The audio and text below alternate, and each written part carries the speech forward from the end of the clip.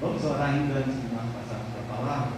A gente pode ficar em pé, porque de ceia é um culto assim tão precioso, nos leva à intimidade, nos leva à presença do Senhor, que nos leva a relembrar aquilo que Jesus fez por nós, que nos posiciona como filhos, e nos leva a nos nutrir de novo do Senhor Deus.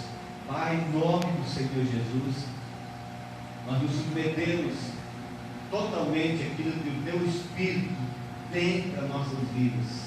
Nós nos submetemos à direção dele, nós nos submetemos à Tua palavra, seja ela aquela palavra de ânimo, seja ela uma palavra de instrução, seja ela uma palavra de exortação, mesmo que ela seja uma palavra dura sobre nossas vidas, nós a recebemos como palavra de Deus, entendendo que na dispensação, na ministração do Teu Espírito Santo, há algo para as nossas vidas. Então toma este lugar, em nome de Jesus.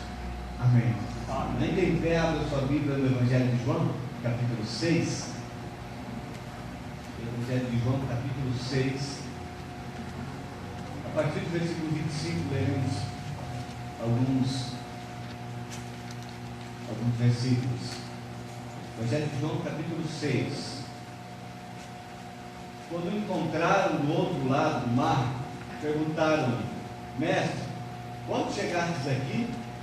Jesus respondeu: a verdade é que vocês estão me procurando, não porque viram sinais, mas porque comeram os pães e ficaram satisfeitos.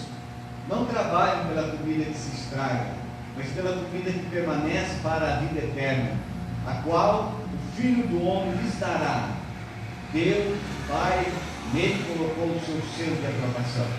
Então me perguntaram: o que precisamos fazer para realizar as obras que Deus requer?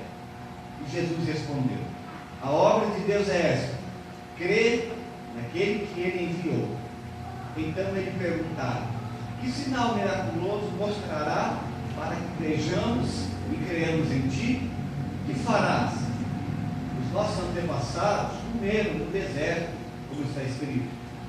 Comeram maná no deserto, como está escrito. Ele lhes deu a comer o pão dos céus.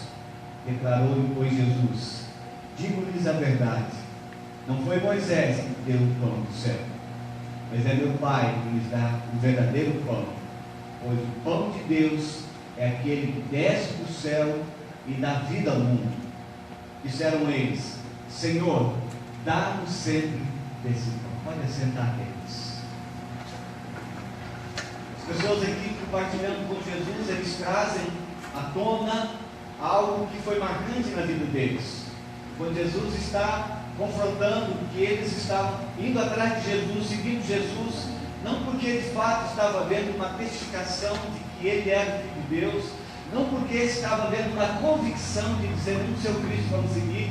Jesus coloca o dedo e aponta que eles estavam buscando o Cristo, não por um convencimento, uma certeza, uma aceitação dele como um Messias, mas que eles estavam procurando Jesus, porque eles haviam comido de um pão que Jesus havia multiplicado.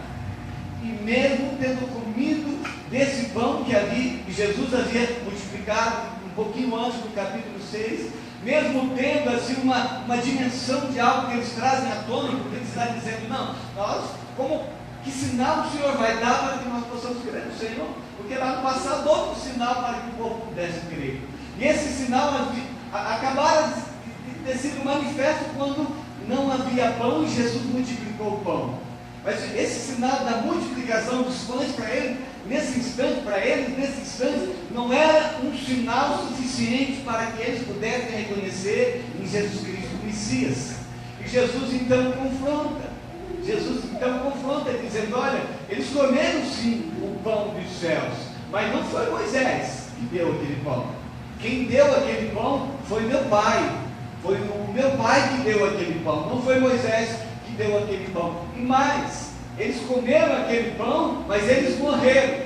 E agora eu quero vos falar de algo muito maior que está dizendo. Eu quero vos falar de um pão não como aquele pão do deserto, não como o maná do deserto, que foi miraculoso, que foi sobrenatural, que foi um milagre, e por causa desse pão, até hoje vocês estão falando que Deus é Deus, que Deus estava com Moisés. Eu quero lhes falar de um pão que também desceu do céu, um pão que alimenta, um pão que dá sustento, um pão que aquele que come, ele tem vida para sempre. Eu quero lhes falar do pão que o Pai está dando. Ele passa a falar de si mesmo como pão vivo que desceu do céu, capaz de alimentar uma pessoa, não para que depois ela venha morrer, mas capaz de alimentar para a vida eterna.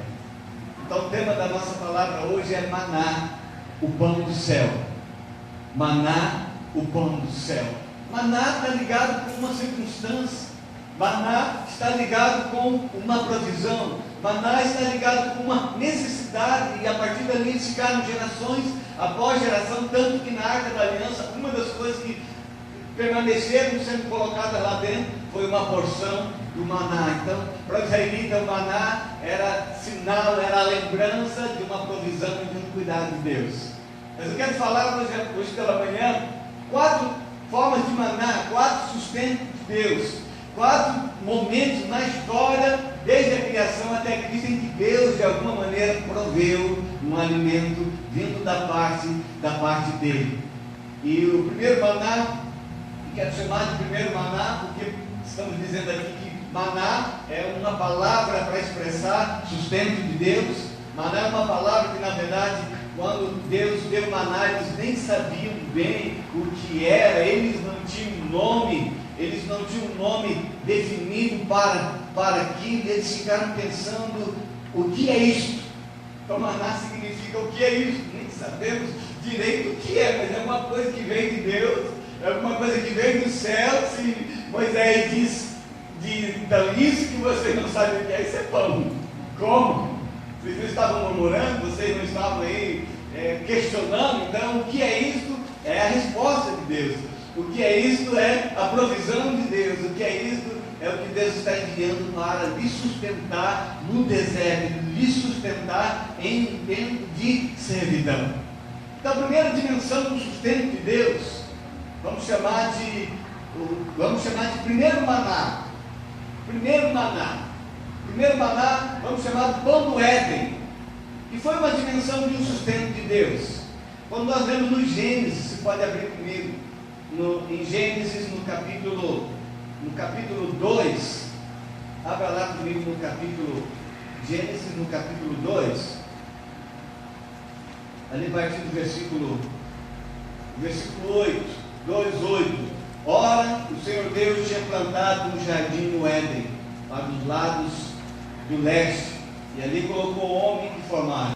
Então o Senhor Deus fez nascer do solo todo tipo de árvores, agradáveis aos olhos e boas para alimento. E no meio do jardim estava a árvore da vida e a árvore do conhecimento do bem e do mal. Então a primeira coisa que Deus pensou quando criou o homem para sustentá-lo nessa estrutura física, a primeira coisa que Deus pensou foi que Ele, o próprio Deus, sustentaria. A primeira forma de alimento de Deus, a primeira forma de sustentar o homem foi vindo da própria mão de Deus.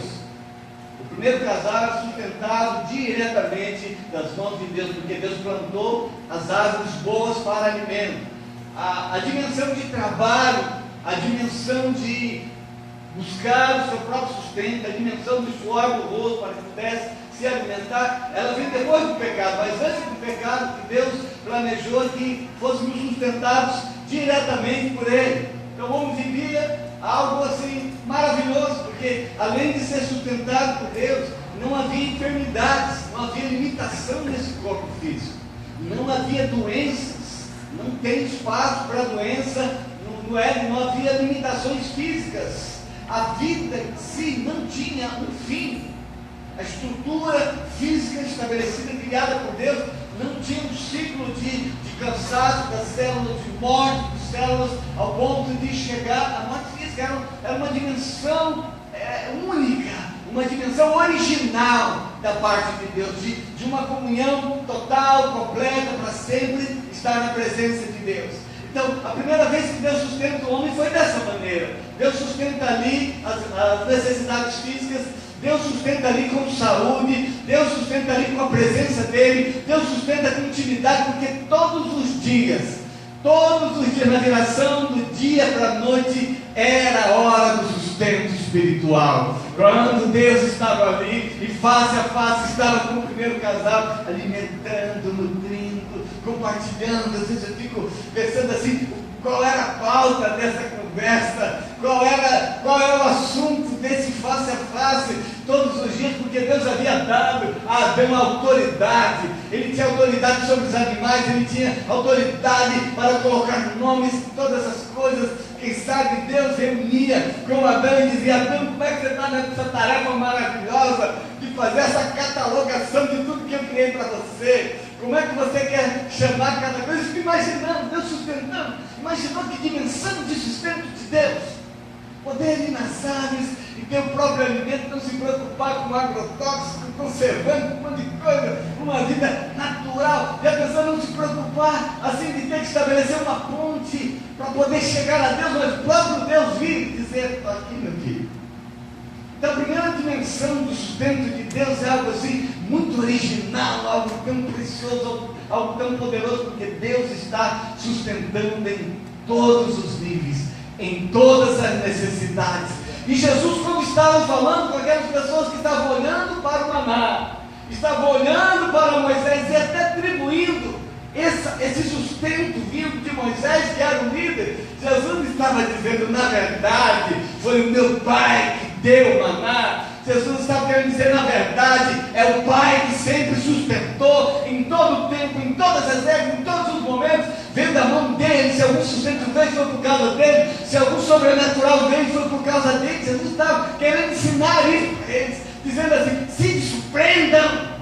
se desprendam dessa dimensão física humana, entenda como graça, como sustento do Deus eterno. Não entenda como Moisés dando um pão, mas entenda o meu Pai derramando misericórdia, o meu Pai derramando graça, o meu Pai derramando bonança sobre todos.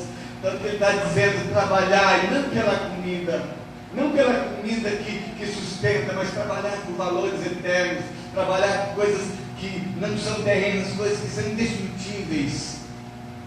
O segundo maná eu quero chamar de pão do deserto. Então, na primeira forma de sustento, nós vemos Deus sustentando de uma maneira original o ser humano em todas as coisas. O segundo maná vamos chamar de o pão do deserto. Interessante que essa dimensão do sustento de Deus lá no deserto é uma dimensão de um algo substituto a alguma coisa que estava no coração de Deus e nós não sabemos. Nós não sabemos qual era o plano de fato de Deus para sustentar o povo no deserto.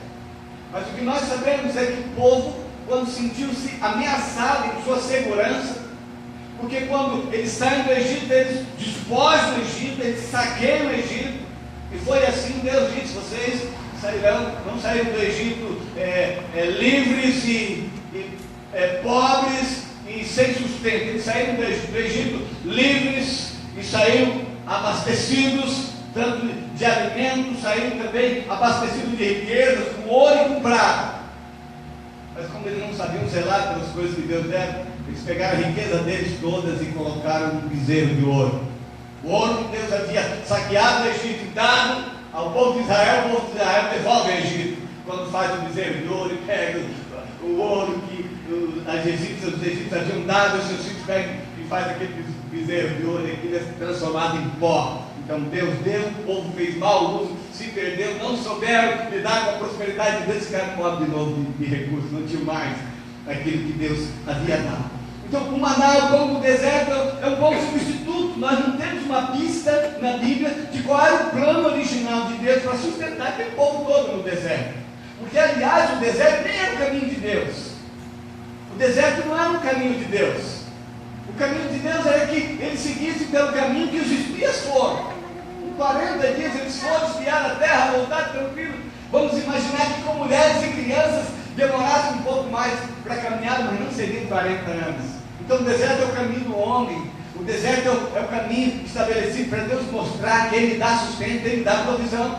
O deserto é uma resposta de Deus para mostrar: vocês, os espíritos foram lá, viram que a promessa é real, viram que o que Deus preparou, o que Deus profetizou, o que Deus mostrou que iria dar, existe, está lá. Mas entenderam naquele momento, a maioria, quando os 10 dão aquele testemunho negativo, dizendo: olha, a promessa existe, Deus não mentiu, a terra existe, está lá, tem fruto da terra aqui, mas esse Deus não tem poder para nos fazer passar contra os adversários. Então Deus envia o povo pelo deserto e diz: vocês acham que eu que dei a promessa, eu que mostrei a terra, eu que fiz com que o fruto chegasse aqui, vocês acham que eu não teria poder suficiente para destruir os adversários e colocarem vocês na terra da promessa? Portanto, lá em Números 13, volta no versículo 40, se não me falha a memória, Deus está dizendo: um ano para cada dia que foi espiado a terra. Então vocês vão para o deserto, e lá no deserto eles tiveram que aprender uma lição, que aquele Deus que mostrou, Ele é poderoso o suficiente para fazer cumprir as suas promessas. Porque no deserto não semeavam, no deserto não colhiam, no deserto tinham que viver de Deus, tinham que ser sustentado por Deus em todos os níveis. Então não sei o que Deus tinha preparado de sustento no deserto. Eu sei que o povo murmurou quando acabou o pão, quando as coisas ficaram difíceis, eles começaram a murmurar contra Moisés, dizendo: Moisés, e agora? Acabou o pão, era melhor ser escravo com a barriga cheia do que ser livre e não ter o que comer. Aí começa a murmuração. Então o maná, ele é dado como uma resposta à murmuração. É como Deus dizer: já estão achando que eu não posso sustentar? Versículo 4 de Êxodo, capítulo 6. Disse, porém, o Senhor a Moisés: eu lhes farei chover pão do céu. Eles não acreditam que eu possa sustentar. Eu vou fazer chover pão do céu. O povo sairá e recolherá diariamente a porção necessária para cada dia. Com isso, os porei à prova para ver se seguem ou não as minhas instruções. Queridos, é muito difícil às vezes a gente confiar. É muito difícil às vezes a gente esperar que aquilo venha, que as coisas venham da forma como Deus projetou, da forma como Deus planejou para as nossas vidas. E há algumas circunstâncias em que nós estamos esperando,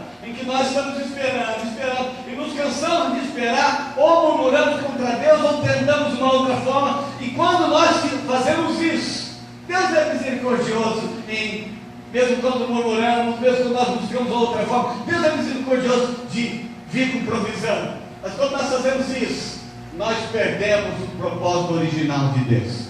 Eu não sei como Deus iria suprir, mas Deus então envia um pão substituto, envia o maná. Então o maná do deserto, que marcou tanto a vida do povo de Israel, que lá em Jesus ainda estavam lembrando daquilo, conseguiu lembrar do pão lá atrás, mas não conseguiu lembrar do pão de algumas horas. Quando Jesus multiplicou o pão, eles não lembravam, mas conseguiu lembrar de alguma coisa lá atrás, uma experiência que nem foi a experiência deles, mas foi a experiência de gerações antes dele, para fazer assim um paralelo, dizendo: nós não podemos crer porque o Senhor não nos deu um sinal. Dizendo Jesus: que sinal o Senhor vai dar? Moisés deu um grande sinal para que pudéssemos crer. Então o maná nos ensina o sustento, o maná do deserto nos ensina um sustento da parte de Deus diário. O maná do deserto nos ensina que há dimensões do sustento de Deus na nossa vida, que elas são diárias. O maná do deserto nos ensina que Deus vai gradativamente ministrando em nossas vidas, sustentando nossas vidas, porque o maná de hoje não servia para amanhã. O maná não servia para o dia seguinte, se guardava o maná para o dia seguinte, se estragava, com exceção da sexta-feira, porque no sábado o maná não era dado dos céus, mas era aquele que era colhido na sexta-feira. Então o maná do deserto nos ensina essa lição da provisão de Deus sobre as nossas vidas em tempos difíceis, em tempos até em que nós olhamos e dizemos: Senhor, como é que vai nos suster? Mas o maná do deserto também nos ensina que a nossa experiência, a nossa dependência de Deus, ela é diária. Deus não deu um elemento, uma massa multiplicadora especial, dizendo: guarde na sua casa. Você tira num dia, no outro dia você vai lá, está cheio de novo. Todos os dias Deus dava, todos os dias vinha da parte de Deus, porque se Deus tivesse dado ao povo uma massa especial, dizendo: vai ser como o azeite da viúva, né? Como o azeite da viúva, que todo dia você ia lá e colhia, o povo ia se acostumar. Aí o milagre está na notícia, né? Deus deu um negócio milagreiro aqui, esse negócio produz.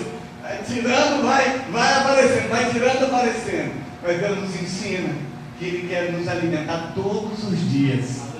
Todos os dias o povo tinha que se sentir assim: Senhor, nós comemos hoje, mas e amanhã, Senhor? Vai ter de novo? E amanhã a graça vem de novo? E amanhã vai chover de novo? E no dia seguinte, como Deus dizendo: eis aqui o Deus eterno, o Deus que te sustenta. Eis aqui, vocês comerão de minhas mãos. Vocês não acreditaram que eu daria terra? Então receba agora do sustento. Acredite que eu teria poder para conduzir. Então, diariamente Deus estava sustentando, diariamente Deus estava dando. Isso fala da nossa experiência com Deus. Deus não quer nos conduzir numa vida com Ele, ao ponto de nós estarmos lembrando sempre lá do maná que Deus deu há 10 anos atrás, há 5 anos atrás, e nunca temos aquela experiência de uma vida genuína, de uma intimidade com Deus, de ser nutrido pelo Senhor todos os dias, de estarmos nutridos por Deus cada manhã, cada fim de noite, saber: o Senhor esteve comigo.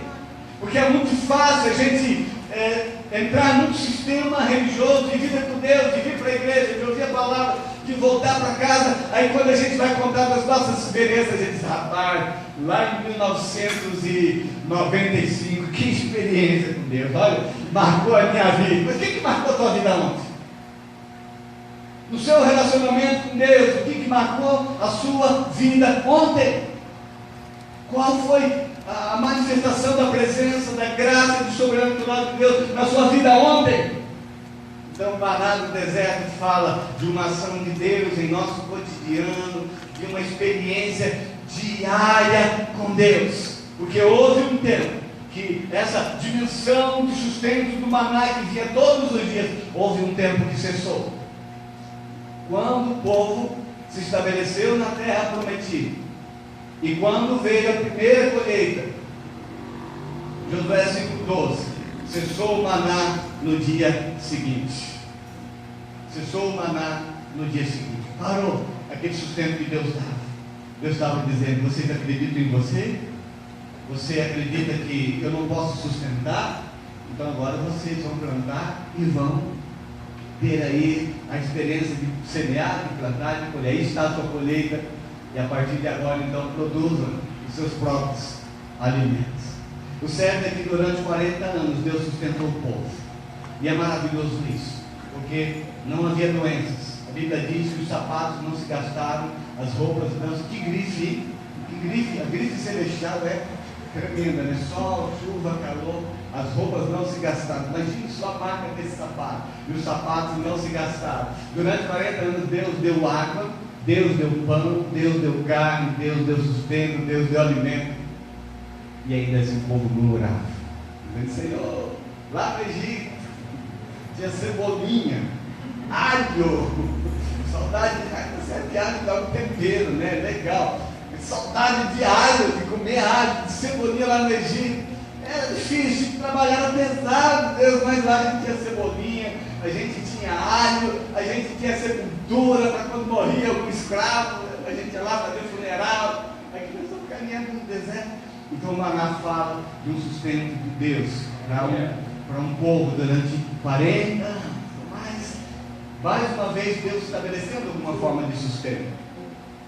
Em terceiro lugar, eu quero falar do terceiro maná como o pão do renovo. Que pão é esse, pastor? Onde é que eu for buscar esse tanto de maná na Bíblia?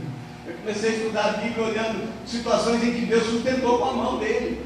Porque aqui, no Novo Testamento, eles estão maravilhados dizendo: não, nós cremos em Deus porque Ele sustentou nossos antepassados no deserto. E Deus me mostrou bem sustentando o meu povo desde o início. E eu comecei a buscar na palavra, então, essas dimensões do sustento de Deus que vem direto, que vem para a nossa mesa, que vem como provisão. Aí eu cheguei em Elias. Elias, 1 Reis, capítulo 19. Elias, 1 Reis, capítulo 19. Vamos chamar esse terceiro maná do pão do renovo.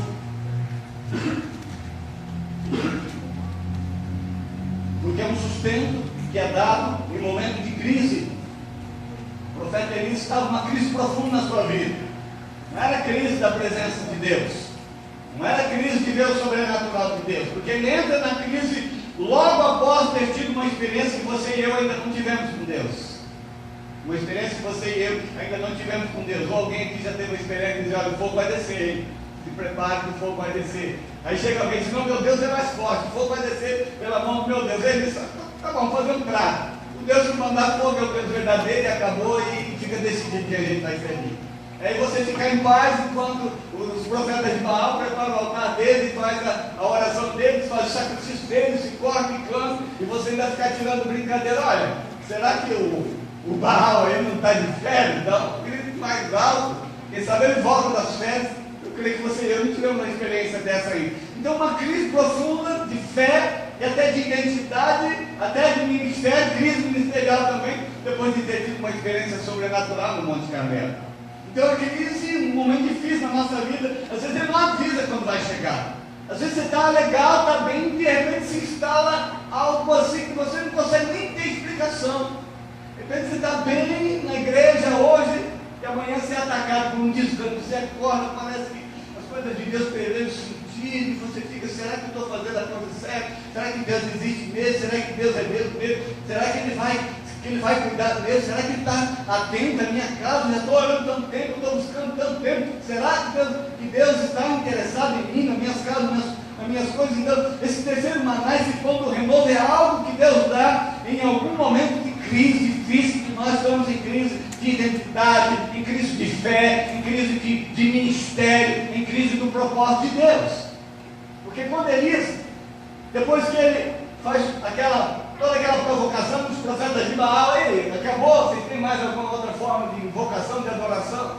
Aí os profetas dizem: olha, não tem mais nada a fazer da nossa parte, hoje o Baal não quer conversa com a gente, não tem fogo, não teve jeito, a gente até se cortou, gritou. Aí ele disse: agora vocês vão saber que é o Deus verdadeiro, agora vocês vão ver que é o verdadeiro Deus. Prepara ali para ficar mais bonito, joga água, né? Água com fogo, você sabe que a água apaga o fogo, né? Joga água, prepara o altar, diz: agora vai descer o fogo. Ele clama ao Senhor, imagina o fogo descendo do céu, consumindo o holocausto, todo mundo, coisa cinematográfica, né? Não tinha efeitos especiais naquela época, não dava nem dizer que era efeitos especiais.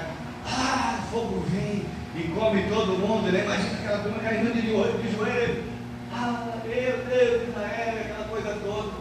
E o Elias: esse é o verdadeiro Deus. E aquele mesmo Elias, corajoso, ousado, que viu o fogo do céu, ele sai dali.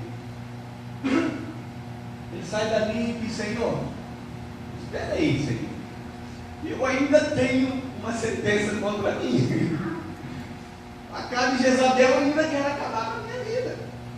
É certo que veio o fogo, tudo, mas como você dissesse: Deus, eu tenho um negócio grande que o Senhor fazer, mas estou legal ainda. Eu ainda estou em crise, Deus. Quando a pessoa insiste em continuar no negócio que Deus já resolveu.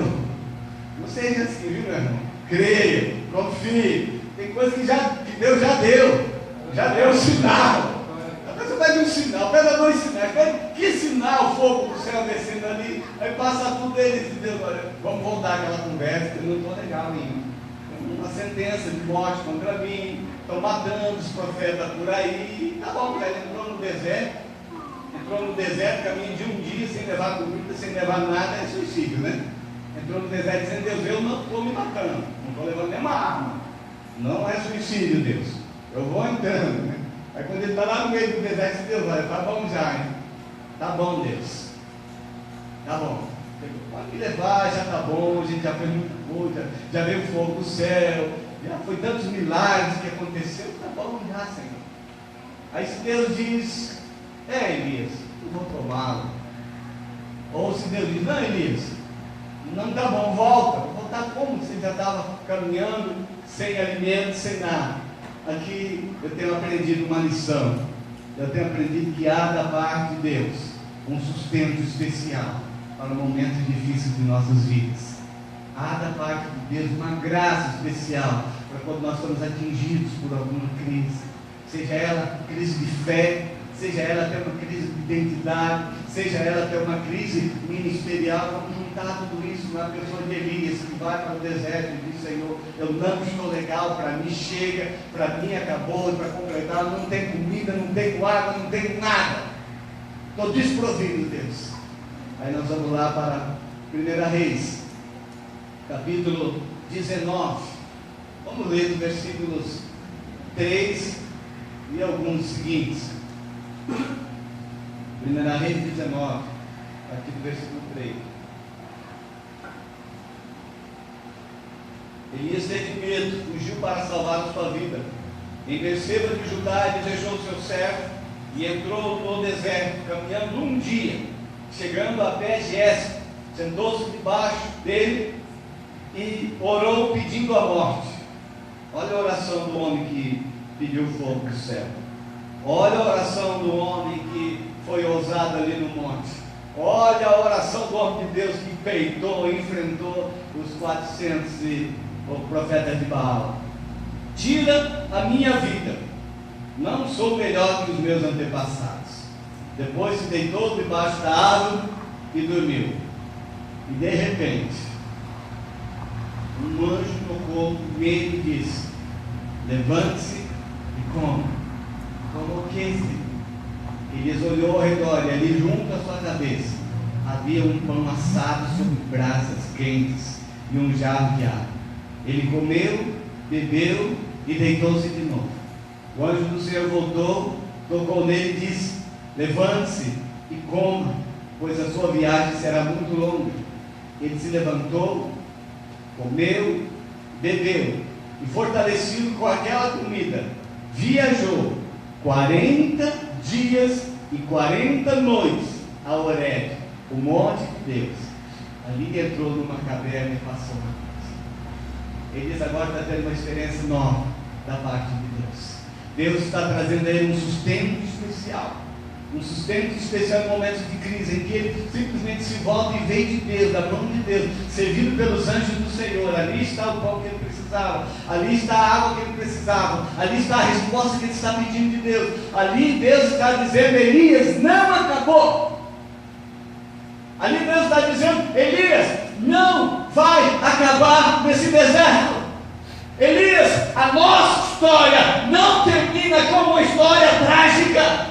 Elias, eu não te chamei para você morrer envergonhado num deserto e ser alimento de aves de rapina. Elias, ei, eu estou aqui, eu sou o Deus que te sustenta. Coma daquilo que eu dou para você.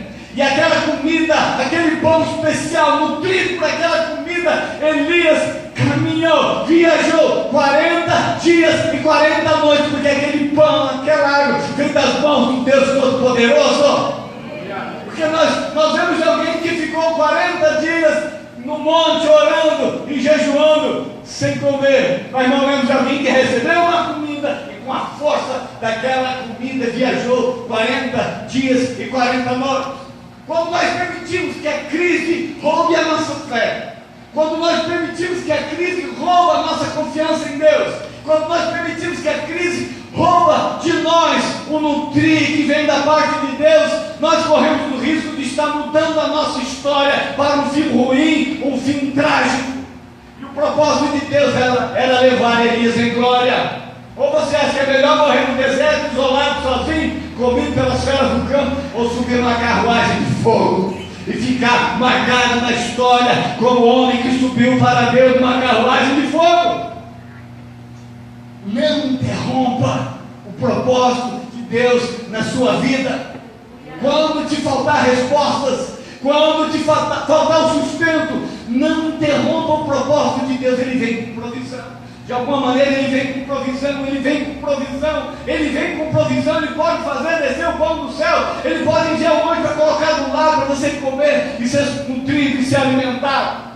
E Elias tinha uma decisão para fazer: ou ele comia do sustento, da provisão que vinha da parte de Deus, ou ele continuava emburrado ali, dizendo: não, o que eu quero mesmo é morrer aqui. E Tem muito crente que está dizendo, gente, o Senhor vai ter que me tirar desse deserto, tem que vir essa carruagem de fogo e me tirar daqui.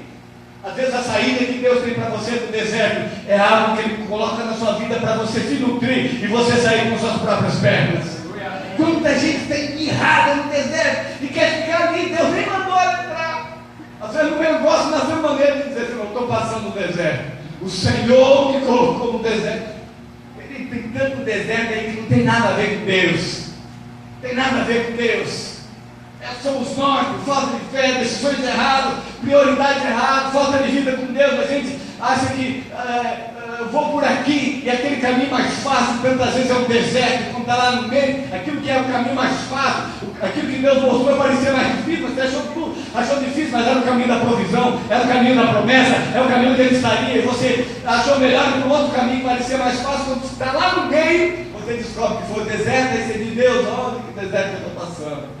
Até pede oração, irmão, olha por mim, eu estou passando no deserto aí. Deus está me provando.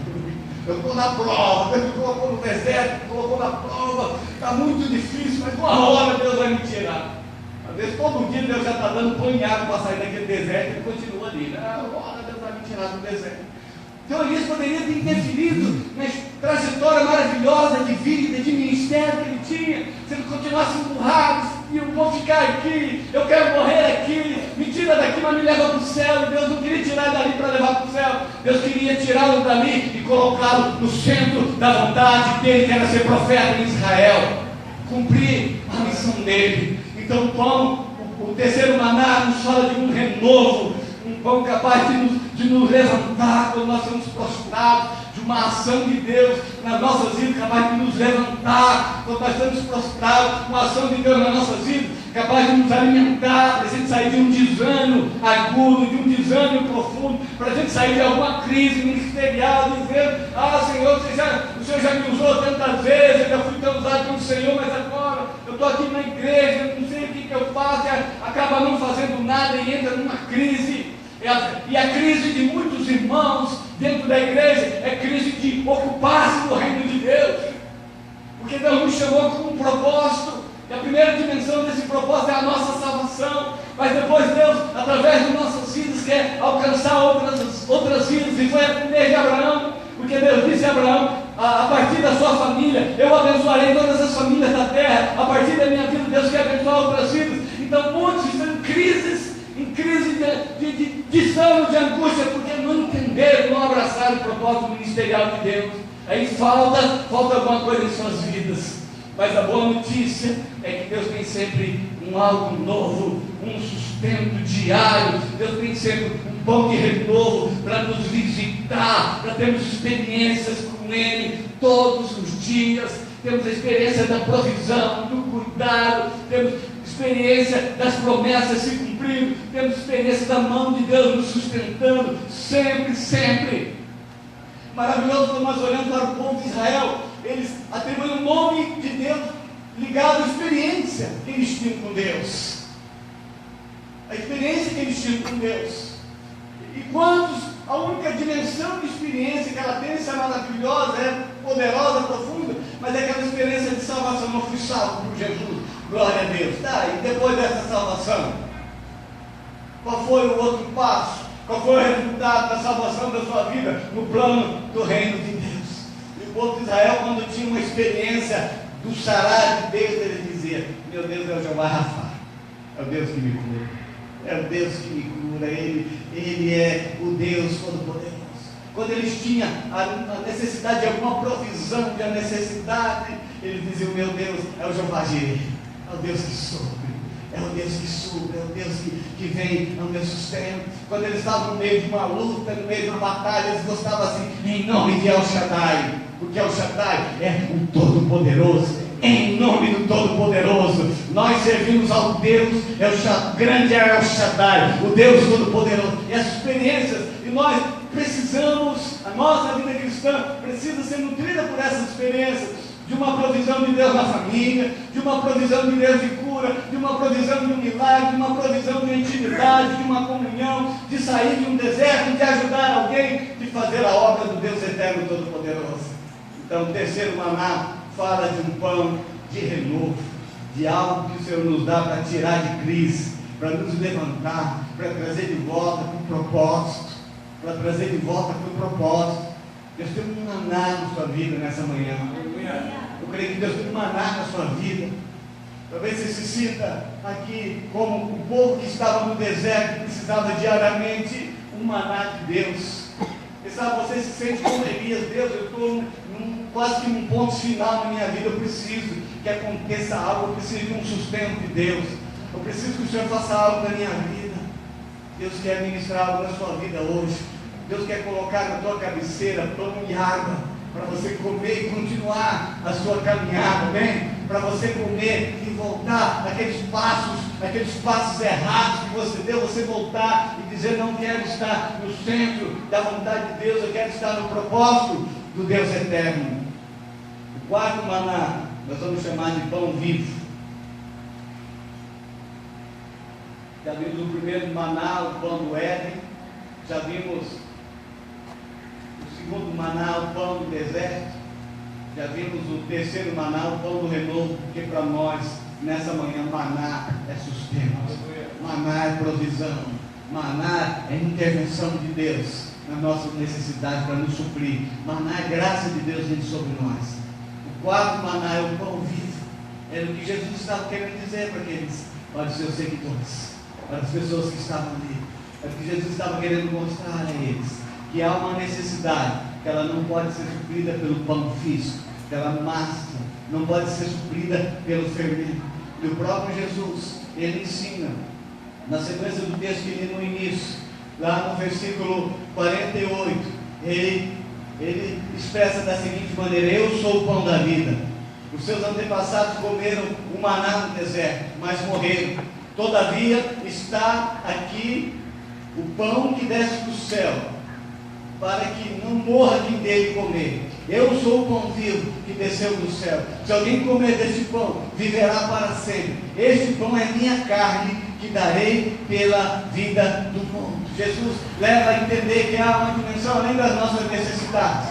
Porque quantas vezes nós estamos buscando Deus por aquilo que Ele pode nos dar, por aquilo de provisão que Ele pode trazer na nossa vida, e é assim. Buscamos de Deus assim. Estive orando esses últimos 3 dias antes de vir para cá, como um pastor de um outro ministério. E a esposa dele entrou em contato com o irmão da igreja, dizendo: peça o pastor para vir visitar meu esposo. Muitas pessoas têm visitado, tem muita gente orando por ele precisa de oração. E nós fomos lá então na quarta-feira. E na quarta-feira eu me deparei com um homem que tinha um tumor no cérebro de 6 centímetros. E quando os médicos abriram, ele fez a cirurgia. E quando os médicos abriram e começaram a cirurgia, eles não puderam tirar mais do que 80 e poucos % daquele tumor, porque estava impregnado no cérebro. Se tirasse totalmente, ele corria o risco de ficar paralítico e perder a coordenação. Então os médicos tiraram uma parte desse tumor, o restante ficou lá. E a família está desesperada. E a esposa então entra em contato conosco, através do irmão. Nós vamos visitar lá esse pastor. E o pastor estava sentado nele. Então ele disse a mim: poxa, pastor, quantas vidas eu levei para Jesus, quantas vidas eu ministrei, quantas vidas eu levei para o Senhor.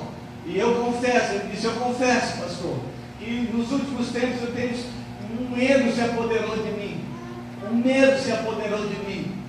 a ponto de muitas vezes eu não conseguir orar. O medo se apoderou de mim ao ponto de eu não conseguir orar. Ele falando, eu orando no Espírito, dizendo: Espírito Santo, que ministrar para um pastor,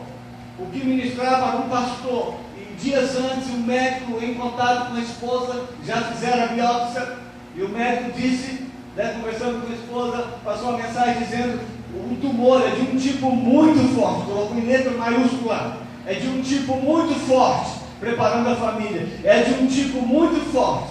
Nós veremos ainda que procedimento nós vamos tomar, mas é de um tipo muito forte. E eu já sabia desse tipo muito forte, então eu estava ali, diante de um homem de Deus, que pregara a palavra a tantas pessoas, e que agora estava dizendo: eu tenho sentido medo, eu não tenho conseguido orar. E eu comecei ali, enquanto ele estava falando, dizendo: Espírito Santo, o que me trouxeste aqui, Espírito Santo? O que ministrar sobre a vida desse homem? Tem tanta gente por ele, tantas mãos já foram impostas na cabeça dele, tantos olhos já foram derramados sobre a vida dele. O Espírito Santo começou a testificar no meu coração: leve a adoração. E quando estava falando, eu olhei para ele e disse: pastor, em qual música o senhor gosta de adorar o Senhor? Qual música o senhor gosta de adorar o Senhor? Ele falou qual era a música. Então nós vamos adorar o Senhor. Nós não sabemos o propósito de Deus. Eu vim aqui para orar pelo Senhor. Mas além de tudo, acima de tudo, apesar de tudo, ainda que nós queremos adorá-lo. Nós queremos adorá-lo e declarar a soberania dele sobre as nossas vidas. Nós começamos a adorar.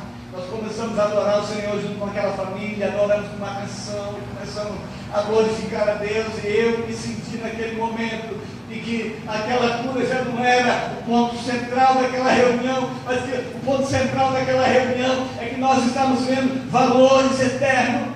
Mesmo que ele encerre a carreira dele ali, muitas almas foram ganhas, muitas pessoas foram alcançadas. A festa do Senhor, nós adoramos ao Senhor naquele lugar. Mas depois dessa adoração, disse: agora, como servo de Deus, como profeta de Deus, eu vou cumprir aquilo para o qual fui chamado. Eu vou orar pela sua vida, eu vou orar pela sua cura. E oramos por ele. E ao sair dali, ele disse: pastor, estou viajando na sexta-feira à noite, mas eu ainda vinha quinta-feira, eu venho sexta-feira de viajar, ainda venho orar com o Senhor. E estive orando com aquele homem. O pão vivo que sustenta para a vida eterna. O que acontece a experiência? Há um tempo na nossa vida. Há um tempo na nossa vida, há um momento na nossa vida, há um período na nossa vida em que as coisas que nós buscamos da parte de Deus, os sustentos materiais que nós buscamos da parte de Deus, não vão significar nada para nós. O que vai fazer diferença é o pão vivo, é ter se alimentado ou não do pão vivo que desceu do céu, que sustenta, que alimenta, que nos põe em pé, que nos dá a segurança. Anos atrás eu me vi no hospital com uma paciente terminal, uma irmã da igreja. A gente orava muito com o esposo dela, mulher de oração, ela, esposo de oração. A gente orava muito em vigílias, era um tempo que nós tivemos. E quando eu fiz a visita para aquela irmã, o Espírito Santo estava me incomodando há algum tempo já de fazer aquela visita. Eu marquei na quinta-feira e não deu certo. Ela já estava congregando na segunda igreja, de segunda para lá. O pastor que estava cuidando dele estava dando toda assistência. Eu senti fora do meu coração, veio lá também, liguei para o pastor, ele disse: vamos lá quinta não deu. Sábado pela manhã, o Espírito Santo me incomodou de tal maneira que eu, então, larguei todas as coisas e fui lá no hospital. Eu cheguei naquele quarto do hospital, ela olhou, sorriu, irmã Maria, era o nome dela. Olhou, sorriu, disse: pastor, que bom que o senhor veio me visitar. Como é que está o Paulinho? Ela chamava assim carinhosamente do filho. Como é que está a pastora? Perguntou da minha família. E me fez uma pergunta que eu tive que orar e respirar para dar a resposta. Ela olhou para mim e disse: pastor, por que eu estou sofrendo tanto? Será? Ela disse assim: será que eu estou pagando por alguma coisa que eu fiz lá atrás? E eu fiquei ali: Deus, eu digo para essa irmã. Aí o Senhor começou pelo Espírito me orientar. Obrigado, querido.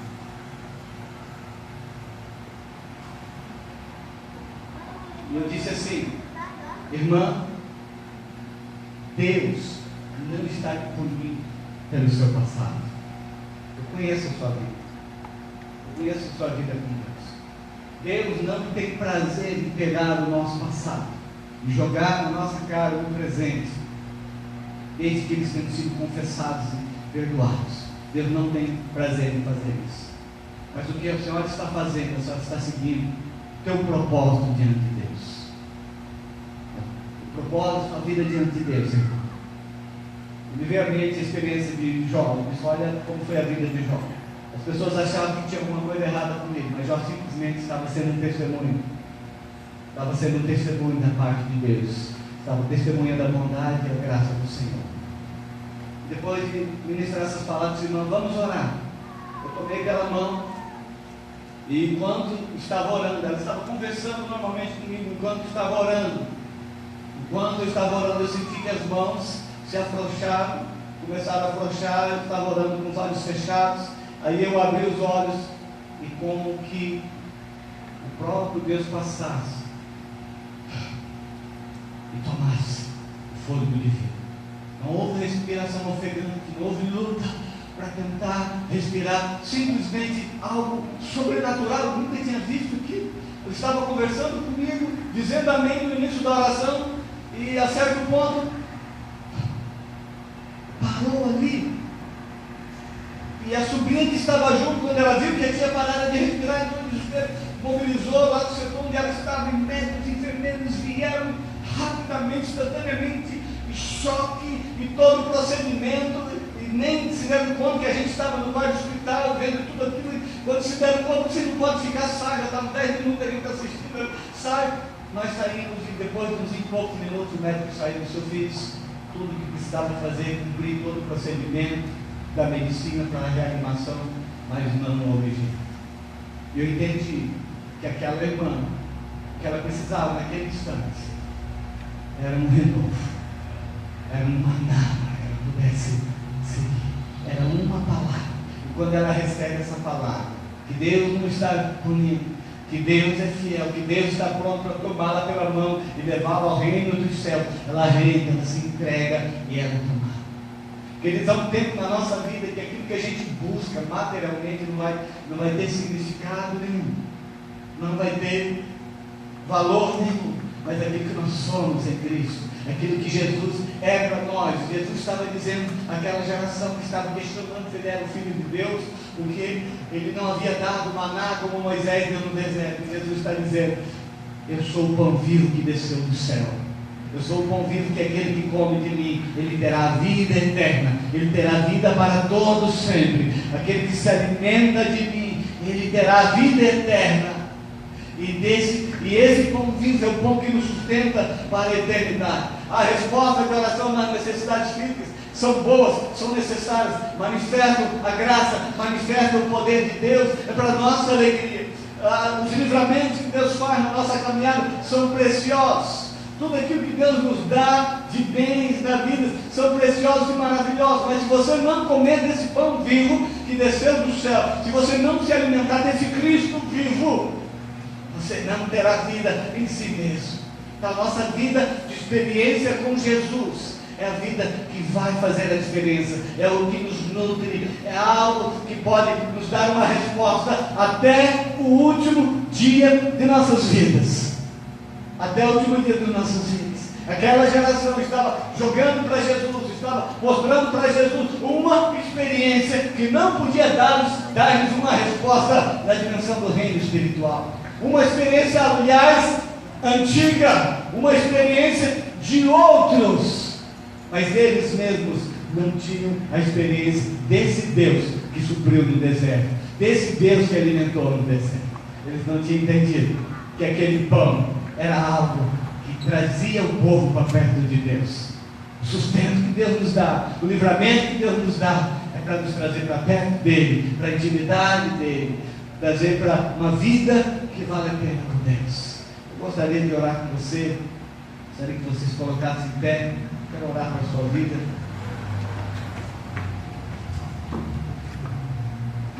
Amém. Feche teus olhos.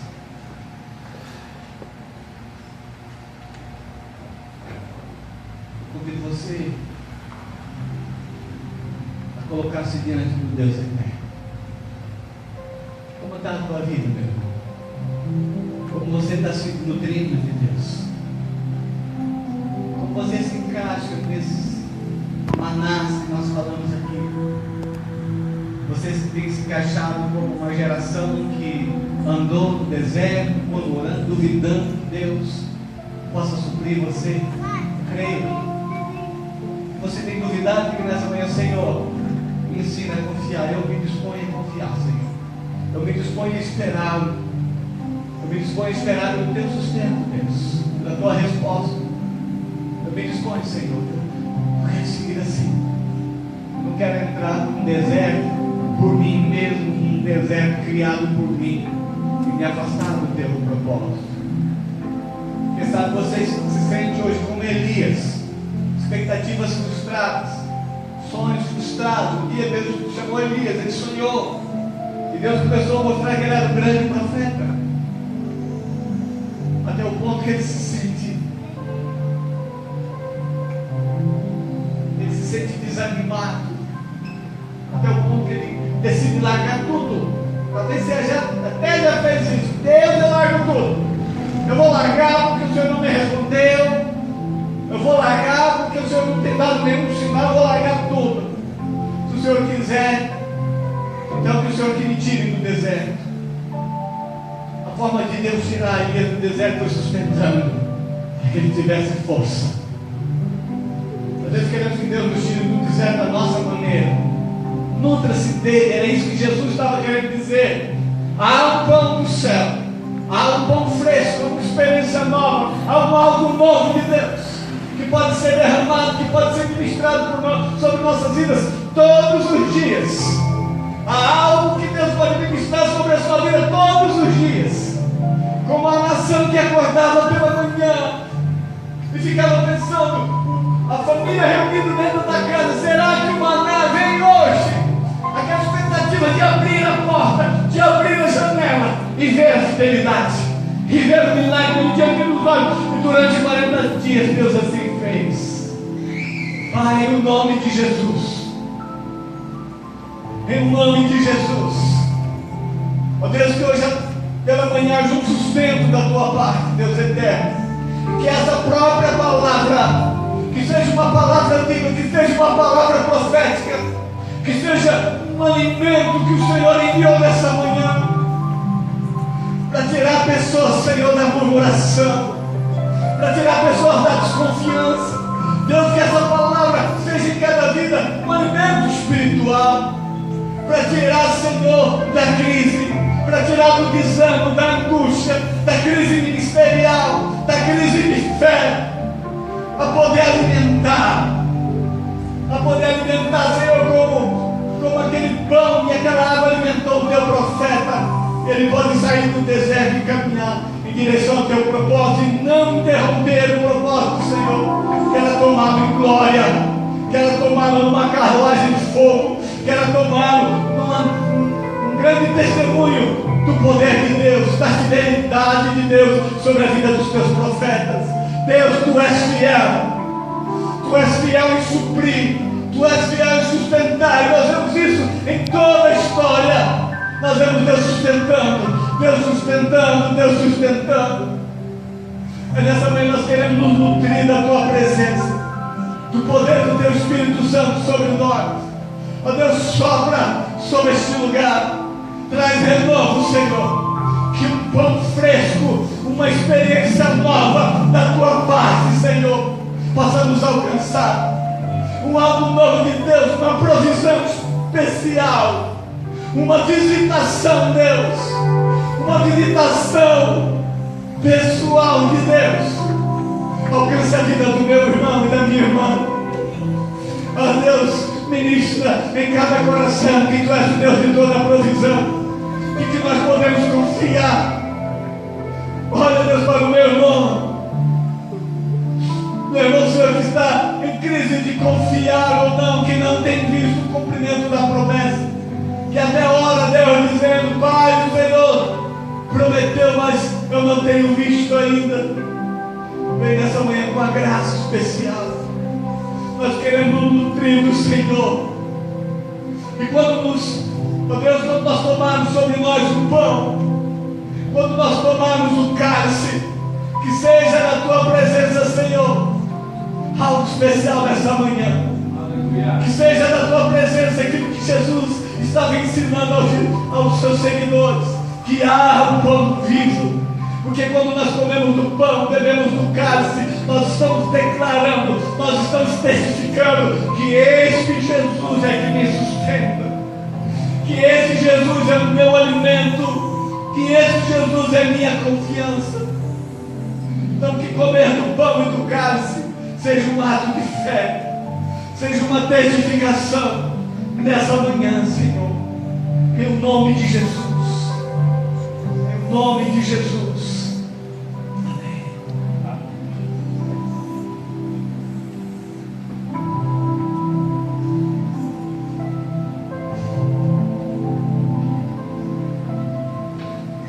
Irmãos, quantos aqui entenderam o que Deus quis falar com você nessa manhã? A Bíblia diz que o espírito do profeta é sujeito ao profeta. E quando nós conversávamos com o pastor César, ele falou: não, eu faço a palavra que você faz no momento da ceia. E eu até li um texto para ler no momento da ceia, mas eu não sou nem louco de ler alguma coisa agora. Então nós vamos participar do momento da ceia, como nós sempre fazemos. Eu só quero trazer a orientação de como nós fazemos, que isso é singular em cada lugar. Mas eu quero que o pastor César continue a ministrar, orar por cura, para aquele que necessita de cura. Se você nessa manhã necessita de cura, você pega o seu cálice, o seu pão e espere aqui do lado. Se você necessita de uma oração especial para você, fique aqui na frente. Eu e minha esposa, e mais o Wagner e a Meire, vamos estar aqui embaixo servindo vocês, enquanto o pastor César vai estar ministrando aqui. Eu quero chamar o grupo de louvor a estar aqui. Essa canção que vocês vão cantar não está no script, mas faz parte do pedido de alguém que veio hoje aqui só para ouvir o que Deus tinha para falar para ele. E nós vamos servir a igreja enquanto o pastor César ministra o momento da ceia. Nossas crianças, vocês participam conosco como sempre. Os irmãos novos que aqui estão, nossos queridos que aqui estão, todos estão convidados a participar desse momento. Porque se nós participamos do louvor, participamos da oferta, participamos da palavra, não seria agora que você ficaria ali fora. Você veio hoje aqui porque Deus tem algo para você, e ao participar desse momento, Deus quer fazer um milagre na sua vida. Então eu e a minha esposa vamos estar servindo vocês, assim como o Wagner e a Meire. O grupo de louvor vai estar cantando uma canção. E a hora que acabar de cantar essa canção, o pastor César vai estar ministrando esse momento da ceia. E nós queremos que você, que necessita de uma oração de cura, tem se sentido fraco na sua caminhada, que você espera aqui na frente. Nós queremos, como liderança, como povo de Deus, como conselho da igreja, estar orando com você e por você. Amém?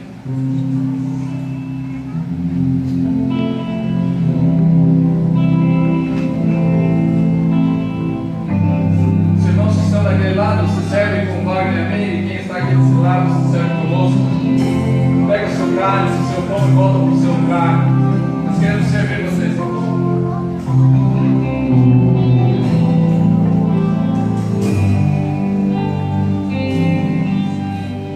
Quero que quando isso que você tem, você é alguém tão importante para mim.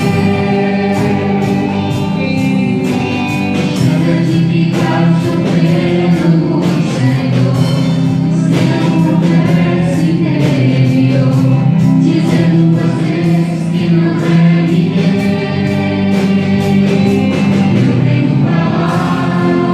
Do valor que você tem.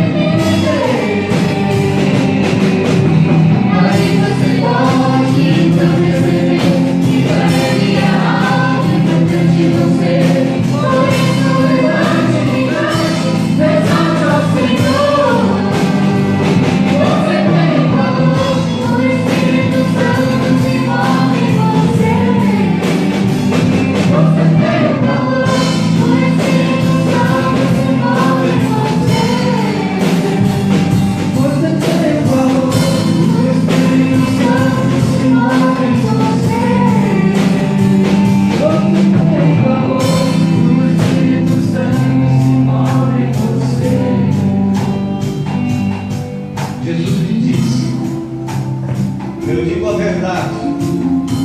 Se vocês não comerem a carne do Filho do Homem e não beberem o seu sangue, não terão vida em si mesmos.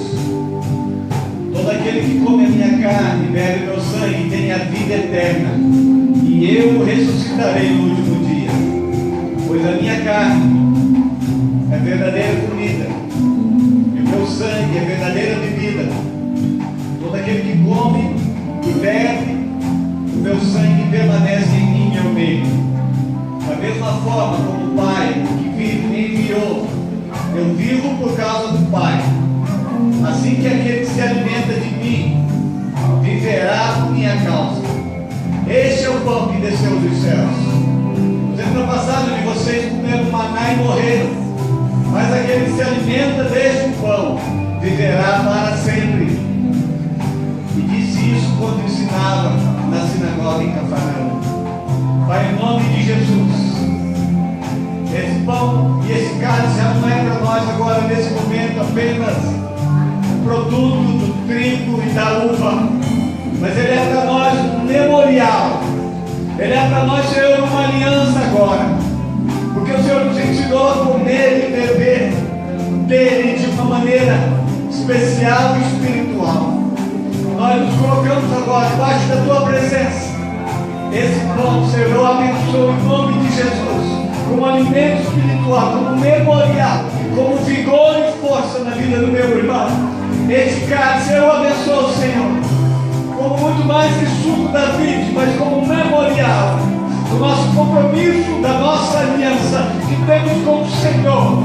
E da mesma forma como nos aliançamos com o Senhor que é fiel e que há muito antes já havia estabelecido aliança conosco, nos alimente e nos sustente com o teu poder, em nome de Jesus. Coma do pão e beba do cálice, assim como Jesus deu aos seus discípulos, dizendo que comer dele é o meu corpo que é dado por vós. Beber do cálice é o meu corpo que é dado por vós, disse Jesus. Deus, enquanto o meu irmão e minha irmã come do pão e bebe do cálice, o Senhor sopra a tua presença neste lugar. Sopre da tua presença neste lugar, Senhor. Sopre da tua presença neste lugar, como alimento espiritual, Senhor. Começa a visitar seus espíritos com graça, com graça. Começa a ministrar individualmente o Espírito Santo com graça, conforme a necessidade de cada um, que esse seja o alimento, que o pão e o cálice nutra naquilo que meu irmão e minha irmã está deficiente, naquilo que meu irmão e minha irmã precisa do Senhor. Que esse pão e cálice seja um memorial, um ato de fé na tua presença. Ó Senhor Jesus, assim como esse pão agora está dentro de nós, assim como esse pão, esse suco da vida está dentro de nós, faz parte do nosso organismo. O nosso organismo, o Senhor vai processar isso até não poder separado mais, até cada substância deste pão e desse cálice fazendo parte do nosso organismo como sustento, como alimento, como vigor e força, da mesma forma que o Senhor nos nutre dessa manhã, Pai, em nome de Jesus. Nos nutre, Senhor. Nutre, Senhor, com provisão. Nutre, Senhor, com provisão. Se a saúde, se a provisão é a saúde do Senhor, nutre com cura, visite com cura.